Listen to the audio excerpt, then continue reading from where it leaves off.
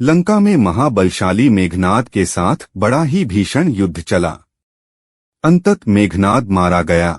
रावण, जो अब तक मद में चूर था, रामसेना खास तौर पर लक्ष्मण का पराक्रम सुनकर थोड़ा तनाव में आया। रावण को कुछ दुहखी देखकर रावण की मां कैकसी ने उसके पाताल में बसे दो भाइयों अहिरावण और महिरावण की याद दिलाई। रावण को याद आया कि यह दोनों तो उसके बचपन के मित्र रहे हैं। लंका का राजा बनने के बाद उनकी सुध ही नहीं रही थी। रावण यह भली प्रकार जानता था कि अहिरावण व महिरावण तंत्र मंत्र के महापंडित, जादू टोने के धनी और मां कामाक्षी के परम भक्त हैं। रावण ने उन्हें बुला भेजा और कहा कि वह अपने छल बल कौशल से श्री राम व लक्ष्मण का सफाया कर दे। यह बात दूतों के जरिए विभीषण को पता लग गई। युद्ध में अहिरावण व महिरावण जैसे परम मायावी के शामिल होने से विभीषण चिंता में पड़ गए। विभीषण को लगा कि भगवान श्री राम और लक्ष्मण की सुरक्षा व्यवस्था और कड़ी करनी पड़ेगी। इसके लिए उन्हें सबसे बेहतर लगा कि इसका जिम्मा परम वीर हनुमान जी को सौंप दिया जाए। राम लक्ष्मण की कुटिया लंका में सुवेल पर्वत पर बनी थी। हनुमान जी ने भगवान श्री राम की कुटिया के चारों ओर एक सुरक्षा घेरा खींच दिया। कोई जादू टोना तंत्र मंत्र का असर या मायावी राक्षस इसके भीतर नहीं घुस सकता था। अहिरावण और महिरावण श्री राम और लक्ष्मण को मारने उनकी कुटिया तक पहुंचे पर इस सुरक्षा घेरे के आगे उनकी एक न चली, असफल रहे। ऐसे में उन्होंने एक चाल चली। महिरावण विभीषण का रूप धर के कुटिया में घुस गया। राम व लक्ष्मण पत्थर की सपाट शिलाओं पर गहरी नींद सो रहे थे। दोनों राक्षसों ने बिना आहट के शिला समेत दोनों भाइयों को उठा लिया और अपने निवास पाताल की ओर लेकर चल दिए। विभीषण लगातार सतर्क थे। उन्हें कुछ देर में ही पता चल गया कि कोई अनहोनी घट चुकी है। विभीषण को महिरावण पर शक था। उन्हें राम लक्ष्मण की जान की चिंता सताने लगी। विभीषण ने हनुमान जी को महिरावण के बारे में बताते हुए कहा कि वे उसका पीछा करें। लंका में अपने रूप में घूमना राम भक्त हनुमान के लिए ठीक न था, सो उन्होंने पक्षी का रूप धारण कर लिया और पक्षी का रूप में ही निकुंभला नगर पहुंच गए। निकुंभला नगरी में पक्षी रूप धरे हनुमान जी ने कबूतर और कबूतरी को आपस में बतियाते सुना। कबूतर कबूतरी से कह रहा था कि अब रावण की जीत पक्की है। अहिरावण व महिरावण राम लक्ष्मण को बलि चढ़ा देंगे, बस सारा युद्ध समाप्त। कबूतर की बातों से ही बजरंग बली को पता चला कि दोनों राक्षस राम लक्ष्मण को सोते में ही उठाकर कामाक्षी देवी को बलि चढ़ाने पाताल लोक ले गए हैं। हनुमान जी वायु वेग से रसातल की ओर बढ़े और तुरंत वहां पहुंचे। हनुमान जी को रसातल के प्रवेश द्वार पर एक अद्भुत पहरेदार मिला। इसका आधा शरीर वानर का और आधा मछली का था। उसने हनुमान जी को पाताल में प्रवेश से रोक दिया। द्वारपाल हनुमान जी से बोला कि मुझको परास्त किए बिना तुम्हारा भीतर जाना असंभव है। दोनों में लड़ाई ठन गई। हनुमान जी की आशा के विपरीत यह बड़ा ही बलशाली और कुशल योद्धा निकला। दोनों ही बड़े बलशाली थे। दोनों में बहुत भयंकर युद्ध हुआ, परंतु वह बजरंग बली के आगे न टिक सका। आखिरकार हनुमान जी ने उसे हरा तो दिया, पर उस द्वारपाल की प्रशंसा करने से नहीं रह सके। हनुमान जी ने उस वीर से पूछा कि हे वीर, तुम अपना परिचय दो। तुम्हारा स्वरूप भी कुछ ऐसा है कि उससे कौतूहल हो रहा है। उस वीर ने उत्तर दिया, मैं हनुमान का पुत्र हूँ और एक मछली से पैदा हुआ हूँ। मेरा नाम है मकरध्वज। हनुमान जी ने यह सुना तो आश्चर्य में पड़ गए। वह वीर की बात सुनने लगे। मकरध्वज ने कहा, लंका दहन के बाद हनुमान जी समुद्र में अपनी अग्नि शांत करने पहुंचे। उनके शरीर से पसीने के रूप में तेज गिरा। उस समय मेरी माँ ने आहार के लिए मुख खोला था। वह तेज मेरी माता ने अपने मुख में ले लिया और गर्भवती हो गई। उसी से मेरा जन्म हुआ है। हनुमान जी ने जब यह सुना तो मकरध्वज को बताया कि वह ही हनुमान हैं। मकरध्वज ने हनुमान जी के चरण स्पर्श किए और हनुमान जी ने भी अपने बेटे को गले लगा लिया और वहां आने का पूरा कारण बताया। उन्होंने अपने पुत्र से कहा कि अपने पिता के स्वामी की रक्षा में सहायता करो। मकरध्वज ने हनुमान जी को बताया कि कुछ ही देर में राक्षस बलि के लिए आने वाले हैं, बेहतर होगा कि आप रूप बदलकर कामाक्षी के मंदिर में जाकर बैठ जाएं। उनको सारी पूजा झरोखे से करने को कहें।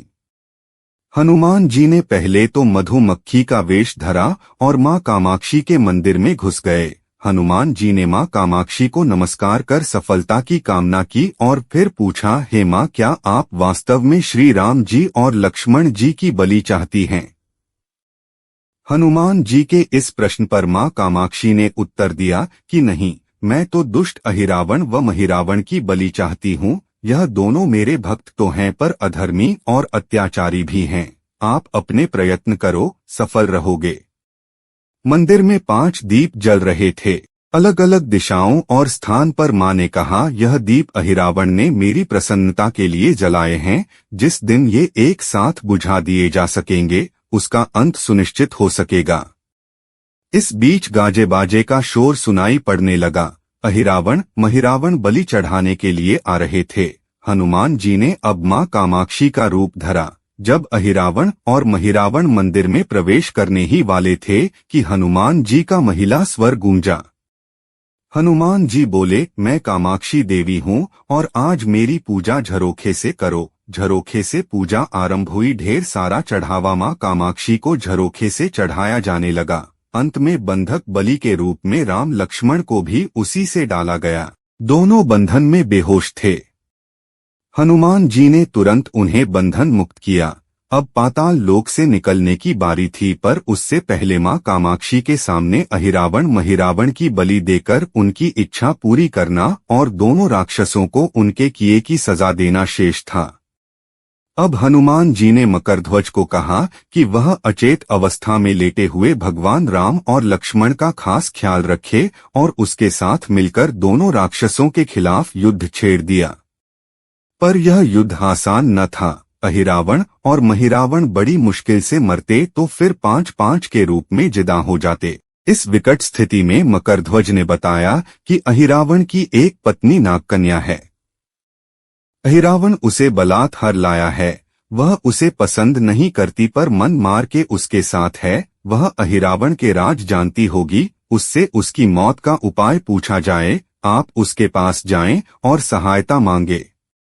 मकरध्वज ने राक्षसों को युद्ध में उलझाए रखा और उधर हनुमान अहिरावण की पत्नी के पास पहुंचे। नागकन्या से उन्होंने कहा कि यदि तुम अहिरावण के मृत्यु का भेद बता दो तो हम उसे मारकर तुम्हें उसके चंगुल से मुक्ति दिला देंगे।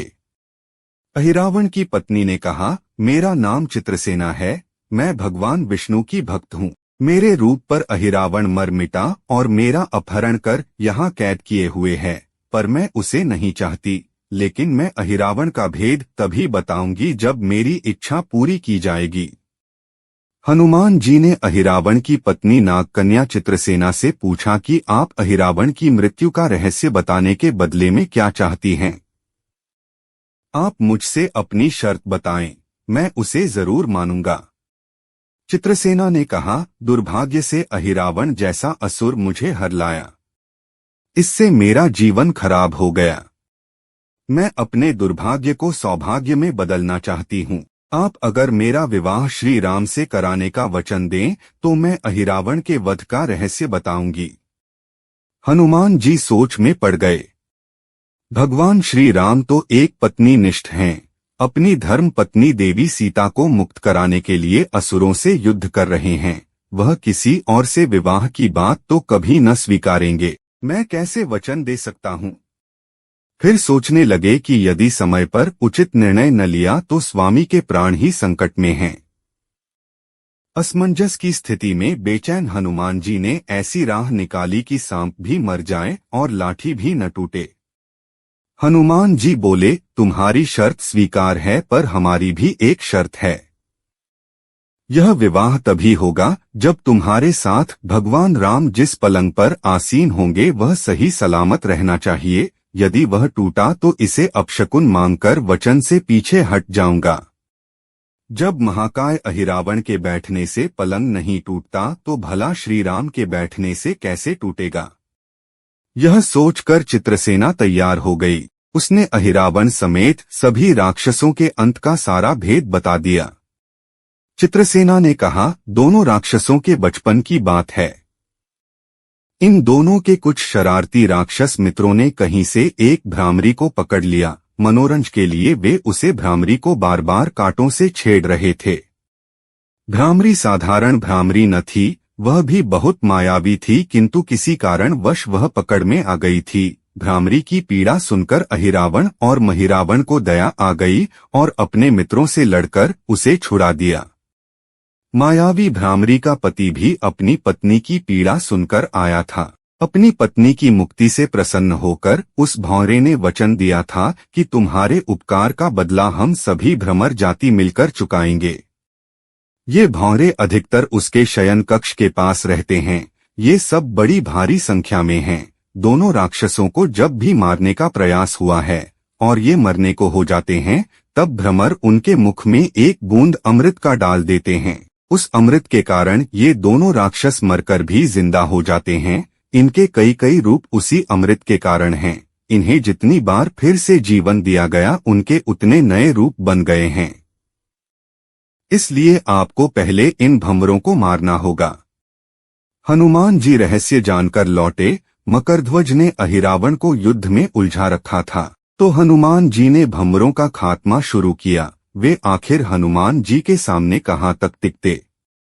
जब सारे भ्रमर खत्म हो गए और केवल एक बचा, तो वह हनुमान जी के चरणों में लौट गया। उसने हनुमान जी से प्राण रक्षा की याचना की। हनुमान जी पसीज गए। उन्होंने उसे क्षमा करते हुए एक काम सौंपा। हनुमान जी बोले, मैं तुम्हें प्राण दान देता हूँ, पर इस शर्त पर कि तुम यहाँ से तुरंत चले जाओगे और अहिरावण की पत्नी के पलंग की पाटी में घुसकर जल्दी से जल्दी उसे पूरी तरह खोखला बना दोगे। भंवरा तत्काल चित्रसेना के पलंग की पाटी में घुसने के लिए प्रस्थान कर गया। इधर अहिरावण और महिरावण को अपने चमत्कार के लुप्त होने से बहुत अचरज हुआ, पर उन्होंने मायावी युद्ध जारी रखा। भ्रमरों को हनुमान जी ने समाप्त कर दिया। फिर भी हनुमान जी और मकरध्वज के हाथों अहिरावण और महिरावण का अंत नहीं हो पा रहा था। यह देखकर हनुमान जी कुछ चिंतित हुए। फिर उन्हें कामाक्षी देवी का वचन याद आया। देवी ने बताया था कि अहिरावण की सिद्धि है कि जब पांचों दीपकों एक साथ बुझेंगे तभी वे नए नए रूप धारण करने में असमर्थ होंगे और उनका वध हो सकेगा।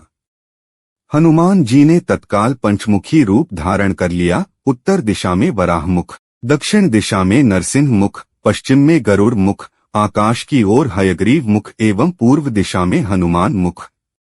उसके बाद हनुमान जी ने अपने पांचों मुख द्वारा एक साथ पांचों दीपक बुझा दिए। अब उनके बार बार पैदा होने और लंबे समय तक जिंदा रहने की सारी आशंकाएं समाप्त हो गई थी। हनुमान जी और मकरध्वज के हाथों शीघ्र ही दोनों राक्षस मारे गए। इसके बाद उन्होंने श्री राम और लक्ष्मण जी की मूर्छा दूर करने के उपाय किए। दोनों भाई होश में आ गए। चित्रसेना भी वहां आ गई थी। हनुमान जी ने कहा, प्रभु, अब आप अहिरावण और महिरावण के छल और बंधन से मुक्त हुए, पर इसके लिए हमें इस नागकन्या की सहायता लेनी पड़ी थी। अहिरावण इसे बलपूर्वक उठा लाया था। वह आपसे विवाह करना चाहती है। कृपया उससे विवाह कर अपने साथ ले चलें, इससे उसे भी मुक्ति मिलेगी। श्री राम हनुमान जी की बात सुनकर चकराए। इससे पहले कि वह कुछ कह पाते, हनुमान जी ने ही कह दिया, भगवान, आप तो मुक्तिदाता हैं। अहिरावण को मारने का भेद इसी ने बताया है। इसके बिना हम उसे मारकर आपको बचाने में सफल न हो पाते। कृपा निधान इसे भी मुक्ति मिलनी चाहिए, परंतु आप चिंता न करें। हम सबका जीवन बचाने वाले के प्रति बस इतना कीजिए कि आप बस इस पलंग पर बैठिए, बाकी का काम मैं संपन्न करवाता हूँ। हनुमान जी इतनी तेजी से सारे कार्य करते जा रहे थे कि इससे श्री राम जी और लक्ष्मण जी दोनों चिंता में पड़ गए। वह कोई कदम उठाते कि तब तक हनुमान जी ने भगवान राम की बाह पकड़ ली। हनुमान जी ने भावावेश में प्रभु श्री राम की बाह पकड़कर चित्रसेना के उस सजेधजे विशाल पलंग पर बिठा दिया। श्री राम कुछ समझ पाते कि तभी पलंग की खोखली पाटी चरमराकर टूट गई। पलंग धराशायी हो गया। चित्रसेना भी जमीन पर आ गिरी। हनुमान जी हंस पड़े और फिर चित्रसेना से बोले, अब तुम्हारी शर्त तो पूरी हुई नहीं, इसलिए यह विवाह नहीं हो सकता। तुम मुक्त हो और हम तुम्हें तुम्हारे लोक भेजने का प्रबंध करते हैं। चित्रसेना समझ गई कि उसके साथ छल हुआ है। उसने कहा कि उसके साथ छल हुआ है। मर्यादा पुरुषोत्तम के सेवक उनके सामने किसी के साथ छल करें, यह तो बहुत अनुचित है। मैं हनुमान को श्राप दूंगी। चित्रसेना हनुमान जी को श्राप देने ही जा रही थी कि श्री राम का सम्मोहन भंग हुआ। वह इस पूरे नाटक को समझ गए। उन्होंने चित्रसेना को समझाया, मैंने एक पत्नी धर्म से बंधे होने का संकल्प लिया है, इसलिए हनुमान जी को यह करना पड़ा। उन्हें क्षमा कर दो। क्रुद्ध चित्रसेना तो उनसे विवाह की जिद पकड़े बैठी थी। श्री राम ने कहा, मैं जब द्वापर में श्री कृष्ण अवतार लूंगा तब तुम्हें सत्यभामा के रूप में अपनी पटरानी बनाऊंगा। इससे वह मान गई। हनुमान जी ने चित्रसेना को उसके पिता के पास पहुंचा दिया। चित्रसेना को प्रभु ने अगले जन्म में पत्नी बनाने का वरदान दिया था। भगवान विष्णु की पत्नी बनने की चाह में उसने स्वयं को अग्नि में भस्म कर लिया। श्री राम और लक्ष्मण, मकरध्वज और हनुमान जी सहित वापस लंका में सुवेल पर्वत पर लौट आए।